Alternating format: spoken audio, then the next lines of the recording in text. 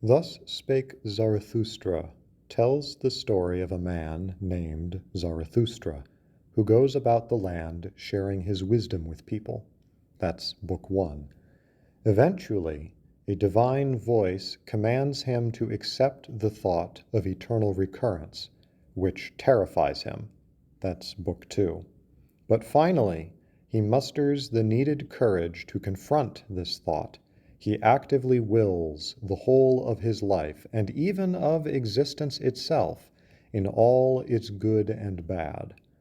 As a reward for slaying this metaphorical dragon, he wins the hand of life, who is personified as a woman, and he joyfully marries her, presenting to her for a wedding ring the ring of eternal recurrence.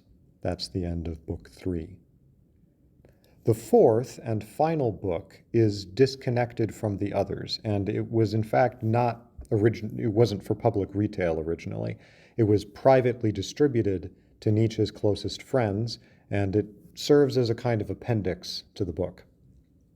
Zarathustra gathers together a group of exceptional individuals, and he attempts to convert them to his philosophy. This ultimately fails, however, and he realizes that he must cease trying to win his own contemporaries, who will always be offended by his ideas. Instead, he must preach to future generations. The book effectively serves as a kind of bridge or prologue to Nietzsche's later works, especially Beyond Good and Evil and On the Genealogy of Morality. The books themselves are mostly taken up with extensive discourses, speeches, or even songs of Zarathustra. Like Plato's dialogues, the action of the story is very minimal, and it is simply meant to service the message of the speech in subtle or symbolic ways. Book 1 begins with an extended narrative, which is called Zarathustra's Prologue, or as I like to translate it, perhaps a little fancifully, but I like to call it Zarathustra's curtain speech. The word is Vorrede in German. In any case, we learn in this introduction how Zarathustra left his lakeside home in order to live as a hermit in the mountains for 10 years. While there, he achieves a mysterious enlightenment, and one morning, while contemplating the daily course of the sun, he decides to return to humankind and share his newfound wisdom with them. As he travels back down from the mountains, he encounters a fellow hermit. This hermit notes that Zarathustra originally ascended the mountain bearing ashes, but now, like a reborn phoenix, or like the flame thief Prometheus, he returns down the mountain bearing fire instead. The hermit warns Zarathustra that humanity will reject him and his gifts of wisdom.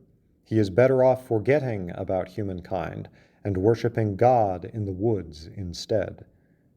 Zarathustra politely declines this advice, and as he continues down the mountain, he marvels that the hermit is so out of touch as not to know that God is dead. Zarathustra eventually arrives at a town at the foot of the mountains which is called the Motley Cow. A great crowd happens to be gathered there because a tightrope walker is scheduled to make a performance. Zarathustra, apparently unaware of this, takes the opportunity to deliver his first public sermon. He announces to the crowd that God is dead, and that humankind must will instead for the overhuman to live, the Übermensch. Instead of God, the new aim of human endeavor should be to overcome their humanity and bring about the overhuman to inherit the earth. Zarathustra's meaning, needless to say, is very cryptic, though this commentary series is meant to hopefully make it more clear what he's getting at. In any case, the crowd mistakes Zarathustra for the tightrope walker's advertiser or carnival barker, and they mock him for his long-windedness. In fact, the tightrope walker also makes the same mistake, because he thinks that Zarathustra's speech is his cue to perform. Zarathustra, meanwhile, is baffled by the crowd's obtuseness and decides to try a different tack. He notes that humanity is not a finished product, but is an awkward transition stage between two forms of being, ape and overhuman. Humankind must overcome itself and thereby make possible the emergence of the overhuman. All those who live passionately towards their own death, with death in mind as part of their story, in other words, those who are able to live with the thought of eternal recurrence, though he does not phrase it in this way, these are the blessed ones in Zarathustra's mind who help to bring about the overhuman through their heroism. The crowd remains confused by all of this, and they mock him all the more viciously. Finally, Zarathustra resorts to fear-mongering. He warns that if humankind does not choose to actualize the overhuman, then they will evolve instead into the final human, which is a self-satisfied, hive-minded, comfortable bureaucrat, pathetically contented with mediocrity. In short, a species of hobbits.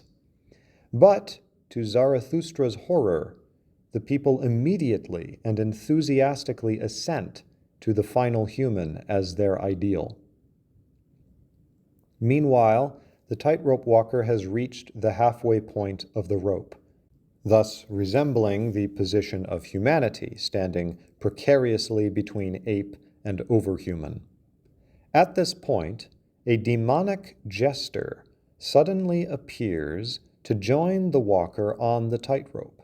Nimbly, he runs up behind the walker, overtakes him, and in a remarkable feat of acrobatics, leaps over him to get to the other side of the rope. He then completes the tightrope course and vanishes. The walker is so shaken by this power move that he gives up and simply lets himself fall, crashing down onto the ground below. All the townsfolk flee out of the way, except for Zarathustra, who does not even flinch as the performer hits the ground right beside him. When the fallen man returns to consciousness, only Zarathustra remains by his side. In their brief exchange, Zarathustra tries to comfort the man's soul and promises to bury his body. The man dies, making a gesture of gratitude. Zarathustra remains beside the fresh corpse until nightfall, long after the crowd has finally dispersed. Alone, Zarathustra contemplates his failure to get through to the crowd. Inconclusive, he sets off with the corpse on his back to find for it a suitable burial ground. As he passes through the town, the demonic jester appears to him personally and informs him that the moral elite of the town, the Pharisees, if you will, have judged him to be a public danger, and if Zarathustra does not leave the town for good, then he, the jester, will make Zarathustra his next target. Zarathustra does not reply. Just outside the town, Zarathustra passes by a pair of grave diggers who mock Zarathustra and the dead man. Zarathustra passes them by silently as well, and he travels for a while through forests and swamps.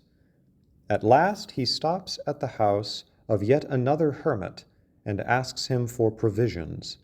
The hermit gives him bread and wine, but, bizarrely, demands that he make his dead companion eat too. Zarathustra continues traveling.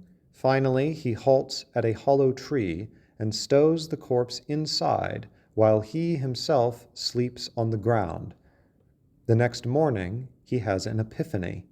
It is not his lot to preach to great crowds or to convert humankind en masse. Rather, he must preach his doctrines to elect individuals and form thereby a circle of friends. With this new strategy in mind, he bids farewell to the corpse and considers him properly buried within the hollow tree. He then spies an eagle circling overhead, with a serpent wrapped amiably about his neck. These are Zarathustra's animals. It's a interesting symbol that we'll talk about later in the commentary, but the point is under this sign of an eagle and a serpent friends and sort of embracing each other, he begins his work. Now, all of that is just the prologue, which is one of the most narratively heavy parts of the book, I should say. But I feel like before I continue on to the actual book itself, it is very worthwhile to give at least a preliminary analysis of some of the very strange symbolism that Nietzsche is employing here. So it's not possible to cover everything in just this one video right now, and that's the point of the whole commentary series. But I would like to give some preliminary analysis, like I said. So much of this strange symbolism will become clearer as we progress through this commentary series, but some of it can be clarified at the outset.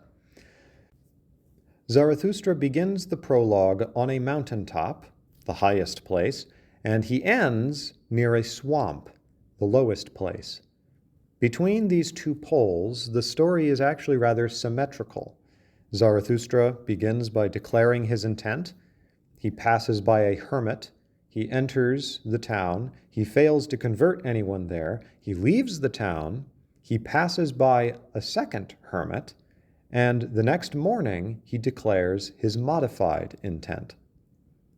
Now, the first hermit advises Zarathustra to remain a loner and to worship God. But Zarathustra can't do that because he knows that God is dead, and by implication, only humankind is left.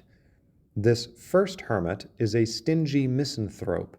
He advises Zarathustra not to give, but only to take from the humans, that is, to take their burdens away from them.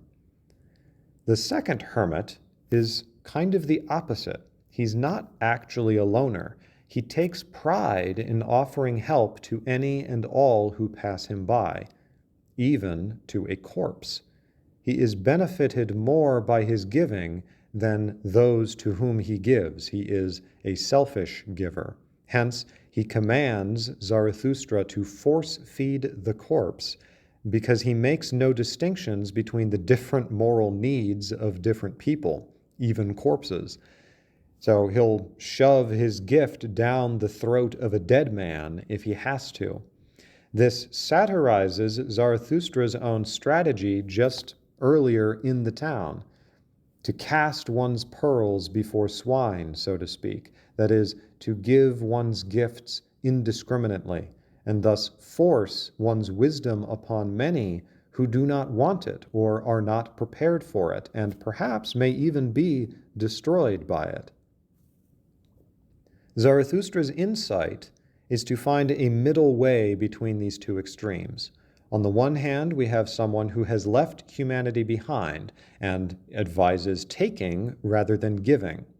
On the other hand, we have someone who does not distinguish individuals from the mass of humanity and seeks to benefit them all indiscriminately. In other words, he gives and does not take or listen. The first hermit demonstrates how giving can mean giving responsibility to someone. If you gift someone a horse, for example, they now have the responsibility to care for that horse. Meanwhile, taking can actually mean taking another's burden upon oneself, but by doing so, you may rob them of certain responsibilities which ennoble them and gave them purpose, or perhaps certain hard experiences that would make them into better people. Suffering can destroy, but it can also enrich. So there's an interesting dichotomy between those two. Like I said, Zarathustra realizes that the best way forward is a middle road, not to preach to all indiscriminately, but rather to preach to the few, to seek out the elect who are ripe for his teaching and to convince them. Give his gifts only to those who are ready and willing to receive them. In other words, Zarathustra becomes aristocratic, even elitist. But note that his aristocracy, his elitism, is ultimately to everyone's benefit. To this effect, I actually am going to quote, as I like to do in this series, from the Revelations of Joseph Smith. Quote, "They who are of a celestial spirit shall receive the same body which was a natural body, even ye shall receive your bodies, and your glory shall be that glory by which your bodies are quickened. Ye who are quickened by a portion of the celestial glory shall then receive of the same, even a fullness of the celestial glory. And they who are quickened by a portion of the terrestrial glory shall then receive of the same, even a fullness of terrestrial glory. And also they who are quickened by a portion of the telestial glory shall then receive of the same, even a fullness of telestial glory. And they who remain shall also be quickened. Nevertheless, they shall return again to their own place, to enjoy that which they are willing to receive, because they were not willing to enjoy that which they might have received. For what doth it profit a man if a gift is bestowed upon him, and he receive not the gift? Behold, he rejoices not in that which is given unto him, neither rejoices in him who is the giver of the gift." Unquote. That's from D&C 88, verses 28 through 33. Now, as for the devil jester, they, as far as I can tell, represent the Cynic, and I am here indebted to Lawrence Lampert, a name which you will be hearing a fair bit throughout this entire commentary. He wrote his own commentary on Zarathustra. I by no means agree with him on everything, but he's laid a lot of very helpful groundwork for me. So anyway, that's Lawrence Lampert. We'll talk a little bit more about him later. But in any case, he points out that in Beyond Good and Evil, section 26, Nietzsche notes that anyone who wants to learn about the average human being is helped immensely by the observations of a cynic, whom Nietzsche compares to a clown or jester. The cynic is an average human being themselves, but they are disgruntled by this fact, and so they make fun of others and themselves for being human all too human. They thus raise themselves above humanity, but they don't transcend it. The cynic appears to cross from ape to overhuman, but this is an airy illusion. It's a conjurer's trick. They have accomplished nothing of substance, and they remain the same as everyone else.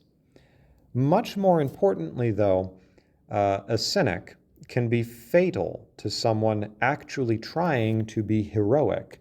The cynic shows so plainly and easily how imperfect and laughable human beings are, and this can make a heroic soul despair at ever becoming anything greater.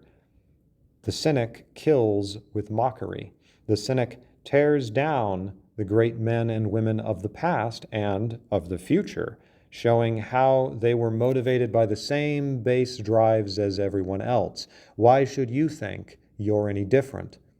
He thus serves to keep the herd in line by discouraging upstarts from growing taller than the other blades of grass, and for this reason he is in the employ of the Pharisees, and so threatens to destroy Zarathustra in a similar way that he destroyed the tightrope walker. There is obviously plenty more to discuss from just this prologue, but we'll get to that all in due time. But this gives you a sense of the kind of symbolism that Nietzsche likes to employ. Now, Book 1 consists of a series of speeches which Zarathustra gave in the vicinity of the motley cow. So the idea seems to be that he does this outside of the city or without actually going inside of the city, or evidently his change in strategy from public to private preaching helps to conceal him from the self-righteous Pharisees and therefore from the cynical jester. So while Zarathustra is always rather cryptic, I believe there is a progression in his style throughout this first book. In the early speeches, I think he's addressing groups of people, but as the book goes along, his audience shrinks down so that he's getting through to only those who are most attuned to him, and they seek him out in private as well as in public, so his circle is starting to grow. I'm going to give a brief review of the first few speeches, just so you get an idea of how this goes. I can't do it for all of the speeches in this video, and anyway, that's what the commentary is for. So, but I wanted to do it for at least a few of them so you get a flavor for how this usually goes.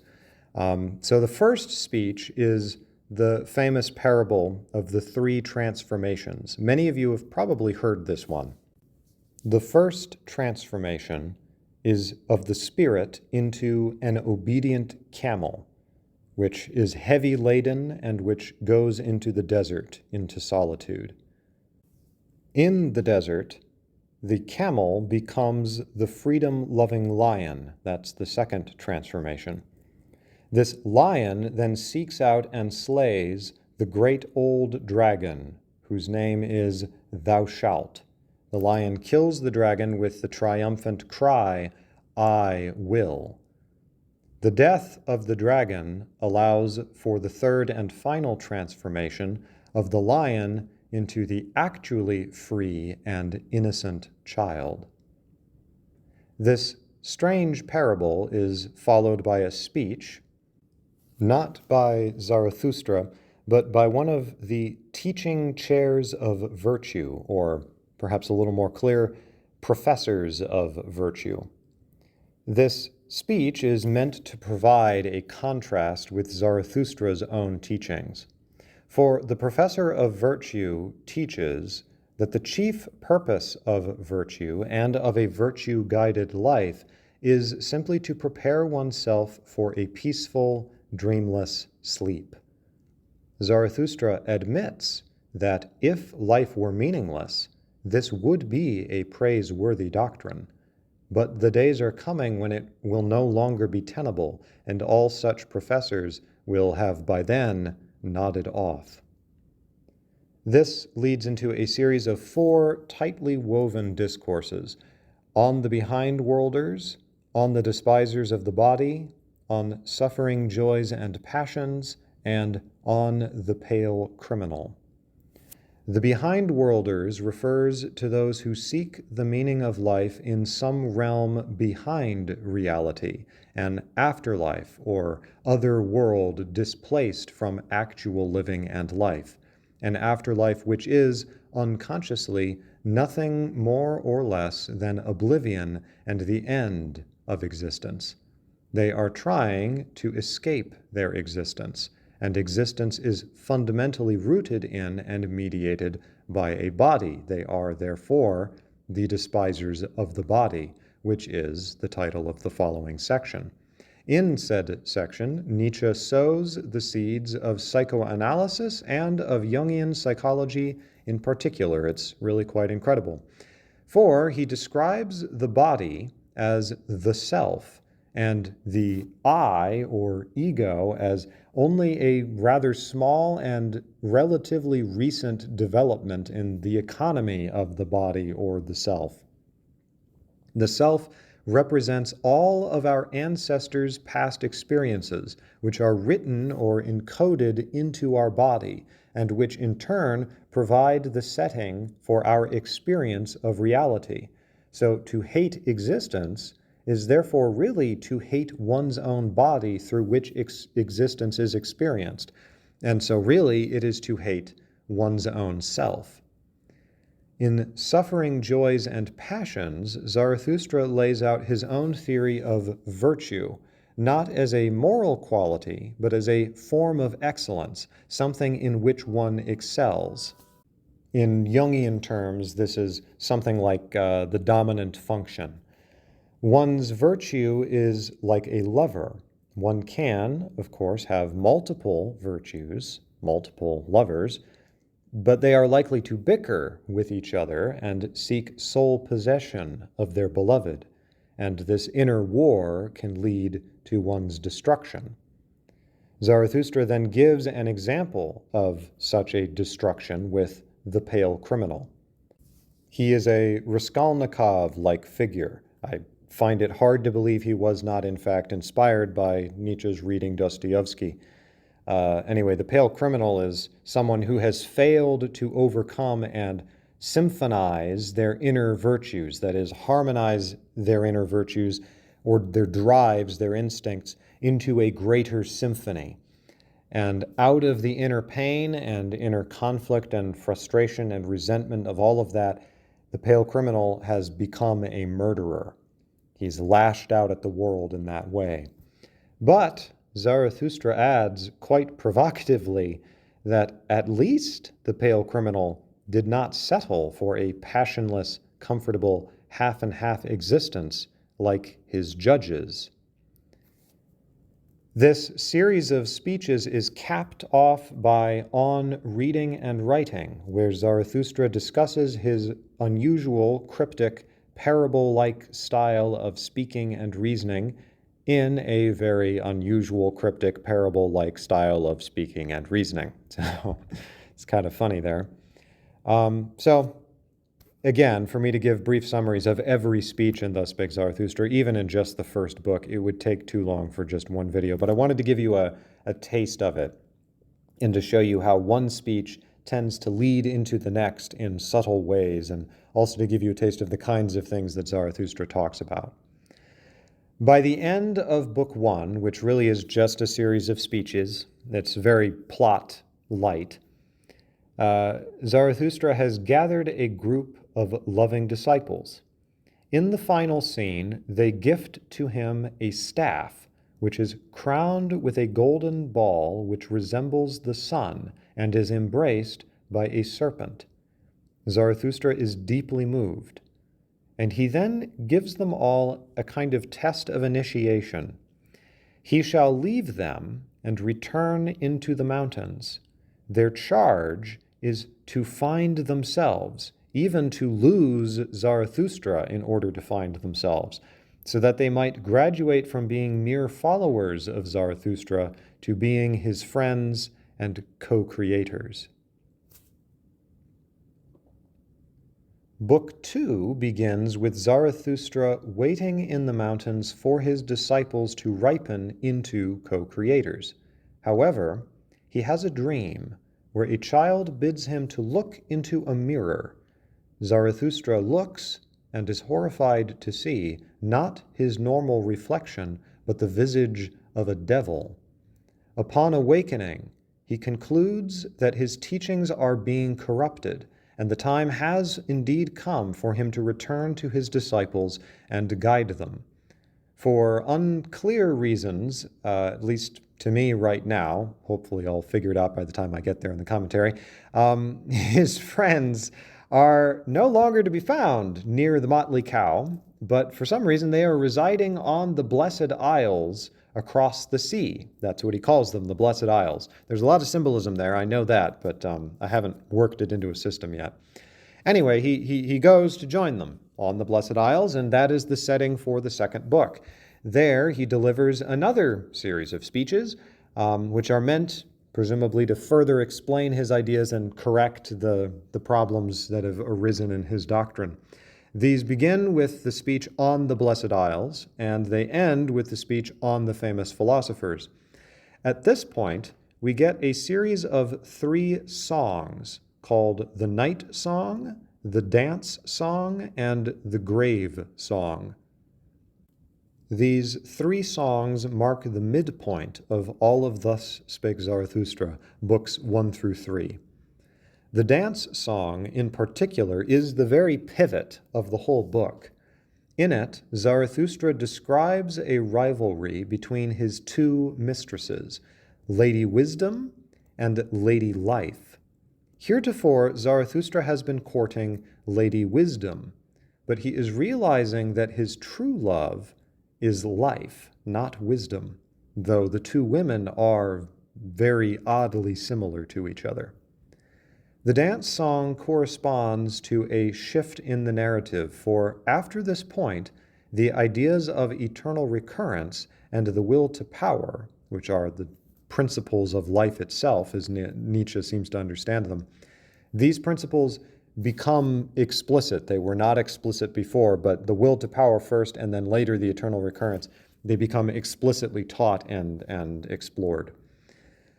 So after this, we have another series of speeches, and this series leads up to an interesting chapter called On Great Events. Here, Zarathustra ventures into a volcano in order to confront a monster which is called the Fire Hound, and which symbolizes political revolutionaries and all those who try to actively change history. Zarathustra says the hound is all bark and no bite, because the true wheels of history are not politics or wars or even revolutions, but are changes in value systems and in ways of thinking. Philosophy rules the world, in effect. The very next section, The Soothsayer, features just such a paradigm shift.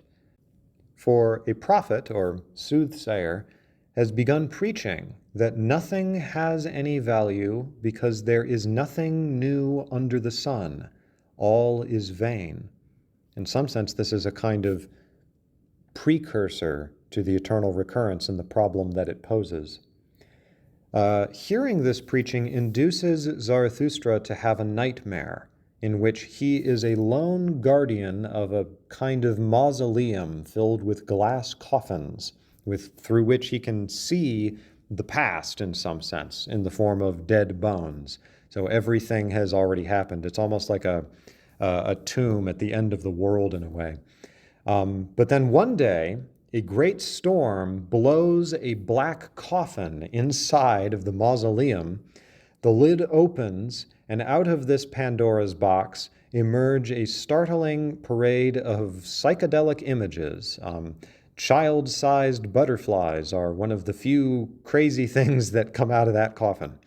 Zarathustra, understandably, is deeply troubled and puzzled by the dream, but he is beginning to divine its meaning.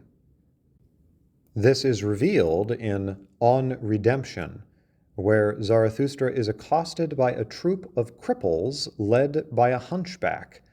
This group demand that Zarathustra heal them, but Zarathustra responds that all of humanity is composed of cripples and fragments who have not yet been redeemed by a meaning for their being. As Nietzsche says in another place, he who has a why can endure almost any how. So far, mankind has used concepts like God, the afterlife, and perhaps even the overhuman to revenge themselves upon the way things actually are. For the problem is that time marches forwards, and the will cannot unwill what has already happened. We are stuck with the past, always apparently staining the future. How is the will to reach backwards as well as forwards? Zarathustra is about to say more, but he stops himself. The hunchback notices this. Zarathustra is holding back a secret, even from his own disciples. Book 2 ends with Zarathustra essentially explaining what this means, that he is holding back a secret. He relates a vision which he had, in which an ambiguously female presence, which is called the stillest hour, commands Zarathustra to proclaim the doctrine of eternal recurrence, even if it kills him. Zarathustra is absolutely traumatized by this prospect, not by death, mind you, but by the recurrence itself, and he ultimately refuses to speak this truth that he knows. The voice tells him that because of this, he must return to his mountain, leave his friends behind, and wait until he is finally ripe for his proper destiny. Accordingly, Zarathustra leaves his beloved friends in the night and departs from the blessed isles, deeply sorrowful. Book 3 begins with Zarathustra boarding a ship in order to return to his home country. To the curious sailors, he relates to them the chapter The Vision and the Riddle. There he paints an image of himself climbing a steep mountain, while a malicious dwarf called the Spirit of Gravity sits upon his back, mocking him. Eventually, Zarathustra cannot take it anymore. He commands the dwarf to get off of his back, and they stop on the path, and he demands that they come to terms. The pair discuss the thought of eternal recurrence. And just after Zarathustra hints at its full meaning, he hears a dog howl, and the dwarf disappears. Zarathustra looks around and discovers a shepherd lying on the ground with the dog howling plaintively beside him. To his horror, Zarathustra sees that a great black serpent has slithered down the shepherd's throat and bitten down. The shepherd, obviously, is in great pain and despair. Zarathustra, to save him, instinctively cries for the shepherd to bite down on the serpent's head. The shepherd follows this advice and decapitates the serpent. He then spits out the head and laughs in triumph at his liberation. It is implied that this was a vision of the birth of the overhuman, and I actually believe that this riddle holds the key to the entire book, but that will be what I talk about in the next video, so stay tuned. A series of speeches follows, but they are almost all just Zarathustra addressing himself as he makes his way back on kind of a winding path to his mountain cave where we began the whole book. Upon his return home, he gives another series of speeches, these serving as a kind of prologue to a revaluation of values among humankind. Zarathustra intimates that his ultimate purpose in building a band of followers is so that, together, they might guide humankind as a cultural vanguard and bring about their redemption through the appearance of the overhuman. I freely confess at this point that the details of all of this are still very foggy to me, but I hope that they will become clearer by my doing this commentary. In any case, Zarathustra can't do this. He can't bring about the overhuman in some sense. He cannot play the true role of a philosopher, that is, a kind of spiritual sculptor of humankind, until he has been willing to confront the thought of eternal recurrence. So he waits for himself to become ripe. This finally happens in The Convalescent. Zarathustra awakens one morning and, seemingly without warning, commands the thought to emerge and to shake hands with him. This triggers a kind of crucifixion experience, which puts Zarathustra into a coma for 7 days. During this time, his animals, the eagle and serpent, tend to him. When he finally awakes, he inexplicably can understand their speech, and they joyfully discuss the eternal recurrence with him. Zarathustra has overcome the test, and he is now made worthy for his great task. The book finishes with several speeches and songs in which Zarathustra dances and makes merry with his wife, Life. Suddenly, she stops and sadly accuses him of not being faithful enough to her, because he will eventually die. In response, Zarathustra whispers something in her ear. Presumably, he whispers that he will eternally return to her, and the pair weep joyfully together. I'm actually going to quote that section. Quote, "Then Life looked pensively behind her and around her, and said softly,